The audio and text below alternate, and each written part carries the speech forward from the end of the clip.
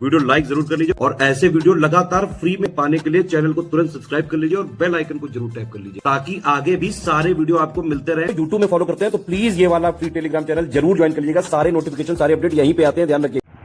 नमस्कार दोस्तों, स्वागत है आप सभी का आरओ बाई स्टडी फॉर सिविल सर्विसेज पर। मैं अलका पांडे। तो दोस्तों हम लोग देख रहे हैं आपके आरओ यानी समीक्षा अधिकारी, सहायक समीक्षा अधिकारी एग्जाम के लिए प्रीवियस ईयर पेपर, जिसमें हमने अभी तक चैनल पे इन्वायरमेंट, इकोनॉमी, ज्योग्राफी, साइंस, इन सब का पीवाईक्यू बिल्कुल टॉपिक वाइज कवर करा दिया है और हम हिस्ट्री का पीवाईक्यू देख रहे हैं। तो चलिए शुरू करते हैं। इसमें दिया गया है कि निम्नलिखित सुल्तानों में से किसने गढ़मुक्तेश्वर की मस्जिद की दीवारों पर अपने शिलालेख में स्वयं को खलीफा का सहायक कहा है।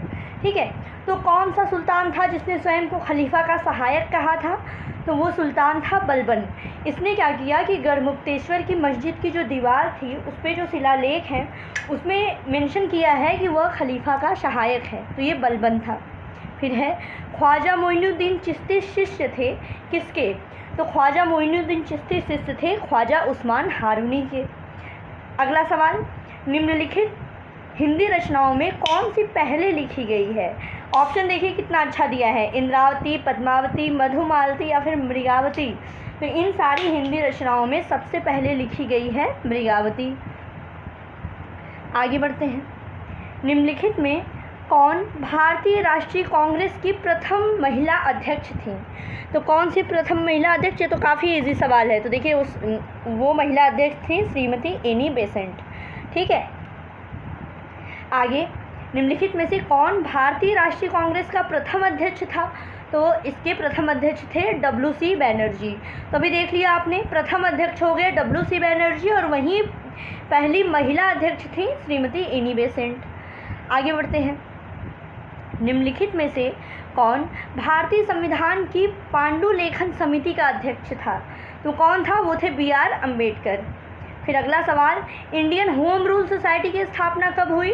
तो इंडियन होम रूल सोसाइटी की स्थापना हुई थी दोस्तों 1905 में। फिर निम्नलिखित में से कौन सा एकमात्र यहूदी वायसराय था? तो ये थे लॉर्ड रीडिंग। याद रखिएगा, लॉर्ड रीडिंग जो है ये पूरे कार्यकाल में इकलौते यहूदी वायसराय थे। अब आगे बढ़ते हैं।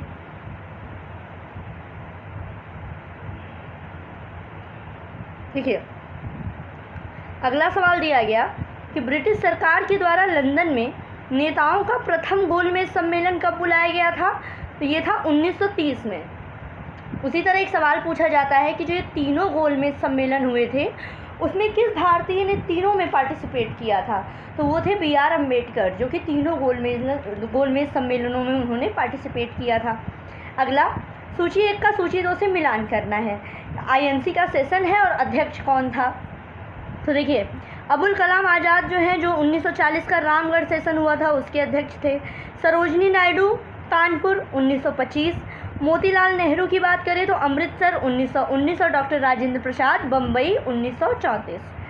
आगे बढ़ते हैं। अगला सवाल, निम्नलिखित में से किसने सर्वप्रथम भारत में एक पृथक मुस्लिम राज्य प्रस्ताव रखा था? तो ये थे मोहम्मद इकबाल। कंफ्यूज नहीं करना है जिन्ना के साथ। ये थे मोहम्मद इकबाल जिन्होंने पहली बार भारत में एक पृथक मुस्लिम राज्य का प्रस्ताव रखा था। फिर है नेहरू सरकार की अंतरिम सरकार 1946 में वित्त मंत्री कौन था? तो वित्त मंत्री थे उसमें लियाकत अली खान। फिर पुस्तक इंडिया विंस फ्रीडम के लेखक कौन हैं? तो AK आज़ाद हैं। अब पूछा गया है एंशियंट हिस्ट्री से कि गोपथ ब्राह्मण किससे संबंधित है? कौन से वेद से? तो गोपथ ब्राह्मण संबंधित है अथर्ववेद से। अब नैनार कौन थे? तो नैनार जो थे ये दक्षिण के शैव धर्मानुयायी थे। ठीक है, शैव धर्मानुयायी नैनार कहलाते थे। आगे बढ़ते हैं अगले सवाल की तरफ।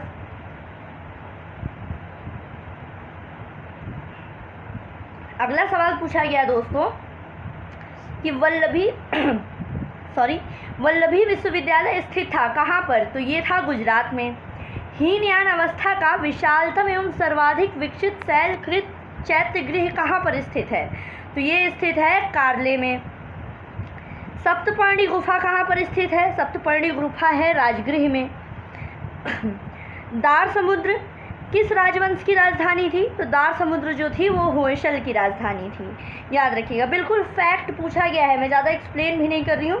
पीवाईक्यू हम लोग किस लिए देखते हैं? पीवाईक्यू हम लोग इसलिए देखते हैं कि आपके एग्ज़ाम की डिमांड, आपके एग्ज़ाम का पैटर्न, ठीक है, आपको क्या पढ़ना है, किस पोर्शन पे ज़्यादा फोकस देना है, ये आपको पता चले। तो सारे क्वेश्चन एक बार देख लीजिए, और हो सकता है कभी कभी रिपीट भी कर देता है, ठीक है।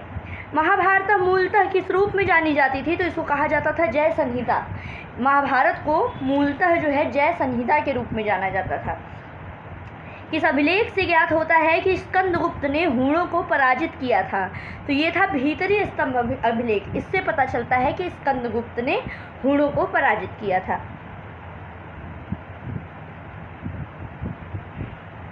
आगे बढ़ते हैं। अगला सवाल है कि भारतीय राष्ट्रीय कांग्रेस के 1946 में मेरठ में आयोजित अधिवेशन की अध्यक्षता किसने की थी? तो ये अध्यक्षता की थी JB कृपलानी ने, ठीक है। हर्ष ने निम्नलिखित में से किन रचनाओं का लेखन किया था? ठीक है, हर्ष जो थे वो काफ़ी अच्छे लेखक भी थे, रचनाकार भी थे, आपको पता है।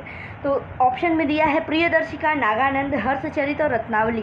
तो हर्षचरित की रचना जो है वो हर्ष ने नहीं की थी। इसके अलावा प्रियदर्शिका, नागानंद और रत्नावली ये हर्ष की रचनाएं हैं। अब आप लोगों के लिए सवाल है, यहीं पे कमेंट बॉक्स में बताइए कि हर्षचरित की रचना किसने की थी। ठीक, आगे बढ़ते हैं। अब यहीं अगला सवाल दिया गया कि किसे शाहजहां ने शाह बुलंद इकबाल की पदवी दी थी? तो शाह बुलंद इकबाल की पदवी दी गई थी दारा शिकोह को, शाहजहां ने ये उपाधि दी थी। फिर है रोलट एक्ट किस वायसराय के काल में पारित हुआ था? तो रोलट एक्ट आया था लॉर्ड चेम्सफोर्ड के कार्यकाल में, ठीक है। अगला सवाल कि भारतीय स्वतंत्रता अधिनियम 1947 ये कब प्रभावी हुआ था? तो ये प्रभावी हुआ था 18 जुलाई 1947 को। फिर आगे बढ़ते हैं। ब्रिटिश वस्तुओं के बहिष्कार को राष्ट्रीय नीति के रूप में अपनाया गया कब? 1905 में। फूट डालो और राज्य करो की रणनीति कब अपनाई थी, किसने अपनाई थी? तो लॉर्ड मिंटो ने। लॉर्ड मिंटो की नीति थी फूट डालो और राज्य करो। गदर पार्टी का मुख्यालय कहाँ था? तो पता होगा आप सभी को, सैन फ्रांसिस्को में। आगे बढ़ते हैं। इनमें से कौन उग्र राष्ट्रवाद के उल्लेखनीय नेताओं में से नहीं था? उग्र राष्ट्रवाद वाले में तो आपको पता है कौन कौन था, ठीक है। तो गोपाल कृष्ण गोखले नहीं थे, इसके अलावा बिपिन चंद्र पाल, लोकमान्य तिलक और लाला लाजपत राय, ठीक है, ये लोग थे उग्र राष्ट्रवाद में, लेकिन गोपाल कृष्ण गोखले नहीं थे। आगे किसे द ग्रैंड ओल्ड मैन के नाम से जाना जाता है? तो द ग्रैंड ओल्ड मैन के नाम से जाना जाता था दादा भाई नौरोजी को, याद रखिएगा, Dadabhai Naoroji, the grand old man. फिर है कौन भारतीय संविधान सभा का अध्यक्ष था? तो भारतीय संविधान सभा के बारे में आपने पढ़ा होगा, उसके अध्यक्ष थे डॉक्टर राजेंद्र प्रसाद। पहले अस्थाई अध्यक्ष, पहले परमानेंट अध्यक्ष जो थे विधानसभा के, संविधान सभा के, ये थे डॉक्टर राजेंद्र प्रसाद। और वहीं आपके एग्जाम में अस्थाई पूछ दिया तो इसका आंसर क्या होगा? इसका आंसर क्या होगा, इसको कमेंट बॉक्स में बताइए।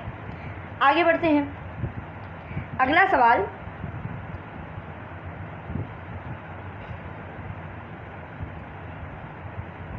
स्वतंत्रता का नवगृहित तिरंगा पहली बार कब लहराया गया?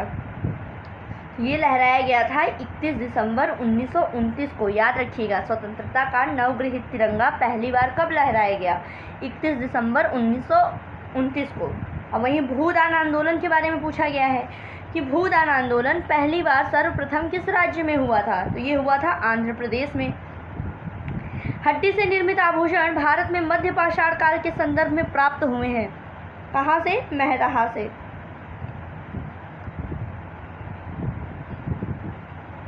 पूछा गया है कि कौन सा हड़प्पीय नगर 3 भागों में विभक्त है? तो ये नगर है धौलावीरा, ठीक है, क्योंकि आपको पता है हड़प्पी नगर जो थे वो बेसिकली 2 भागों में होते थे, ठीक है, सिटाडेल और लोअर हाउस, यही होता था ना, सिटाडेल और लोअर हाउस। लेकिन धौलावीरा जो था वो 3 भागों में विभक्त था, ठीक है। अब आपको यहीं पे बताना है कि कौन सा हड़प्पीय नगर था जिसमें नो सिटाडेल, जिसमें सिटाडेल नहीं था, ठीक है, जिसमें अपर हाउस नहीं था, ये आपको बताना है। वैदिक कर्म कांड में होता का संबंध किससे है? तो ऋग्वेद से है। चतुर्थ बौद्ध संगति परिषद कब हुई थी? तो ये कनिष्क के शासनकाल में हुई थी।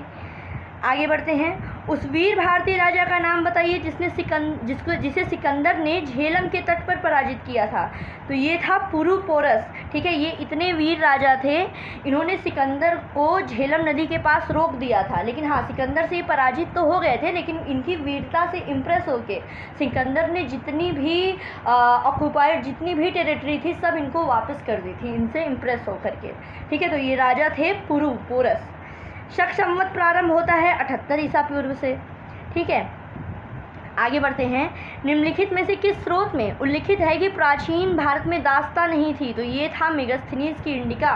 मेगास्थनीज की इंडिका से पता चलता है कि प्राचीन भारत में दास्तां नहीं थी।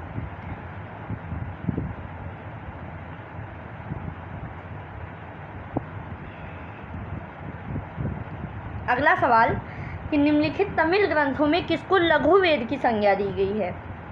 तो ये है कुराल। आगे बढ़ते हैं। अगला सवाल दिया गया कि चोल शासकों के शासनकाल में निम्नलिखित में से कौन सा वारियम उद्यान प्रशासन का कार्य देखता था? तो ये था टोन वारियम। टोन वारियम क्या करता था? ये उद्यान प्रशासन का कार्य देखता था। वारियम मतलब आप समझ लीजिए अधिकारी। चोल शासकों में जो भी अधिकारी होते थे उसको वारियम वगैरह में ऐसे डिपार्टमेंट दे के ये डिपार्टमेंट इस वारियम का, ये डिपार्टमेंट इस वारियम का, ऐसे करके मतलब बांटा गया था। तो उद्यान जो देखता था उसको बोलते थे टोन वारियम। आगे बढ़ते हैं। शहनामा का लेखक फरिश्ता किसके दरबार से संबंधित था? ठीक है, फरिश्ता तो ये संबंधित था महमूद गजनवी के दरबार से, जिसने शाहनामा लिखा था। औरंगजेब की मृत्यु के समय मराठा नेतृत्व किसके हाथ में था? तो ताराबाई के। निम्नलिखित में से किस वायसराय की हत्या एक दंडित अपराधी द्वारा उस समय कर दी गई जब वह अंडमान निकोबार द्वीप समूह के भ्रमण पर था? तो ये था लॉर्ड मेयो। लॉर्ड मेयो के बारे में और एक क्या आप पढ़े हैं? लॉर्ड मेयो के ही शासनकाल में पहली बार हुई थी जनगणना, और लॉर्ड मेयो ही ऐसे वायसराय थे जिनकी अंडमान निकोबार घूमते समय एक अपराधी के द्वारा हत्या कर दी गई। ठीक, आगे बढ़ते हैं। भारतीय राष्ट्रीय कांग्रेस का प्रथम निर्वाचित यूरोपीय अध्यक्ष कौन था? तो ये थे जॉर्ज यूले। और शारदा अधिनियम में लड़कियों और लड़कों के विवाह की न्यूनतम आयु कितनी निर्धारित थी? क्रमशः निर्धारित थी लड़कियों के लिए 14 साल और लड़कों के लिए 18 साल। ठीक है दोस्तों, तो ये हो गया आपका हिस्ट्री का PYQ। फिर से कल हम लोग कंटिन्यू करेंगे। इसके अलावा एडिशनल इन्फॉर्मेशन सुन लीजिए। अगर आप लोग RO की प्रिपरेशन कर रहे हैं, अगर आप लोग UP PCS के 2025 की प्रिपरेशन कर रहे हैं, प्री हो या फिर मेंस हो, ठीक है, प्री हो या फिर मेंस हो। इसके अलावा बिहार PCS हो गया, झारखंड PCS है, MP PCS है, उत्तराखंड PCS है। तो भाई सबको पता है स्टडी फॉर सिविल सर्विसेज से बेटर मटेरियल कहीं पे नहीं मिलेगा। तो यहाँ पे आपको बिल्कुल सिलेक्शन मटेरियल मिलेगा, टेस्ट सीरीज़ कराई जाएगी, गाइडेंस दी जाएगी, बिल्कुल लेटेस्ट ट्रेंड और पैटर्न के आधार पे आपको क्वेश्चन दिए जाएंगे। तो ये जो आपको दिया गया नंबर दिख रहा है, इस पर फटाफट कांटेक्ट कीजिए और पेड ग्रुप को लीजिए और अपनी तैयारी बस करते रहिए, पढ़ते रहिए। God bless you all.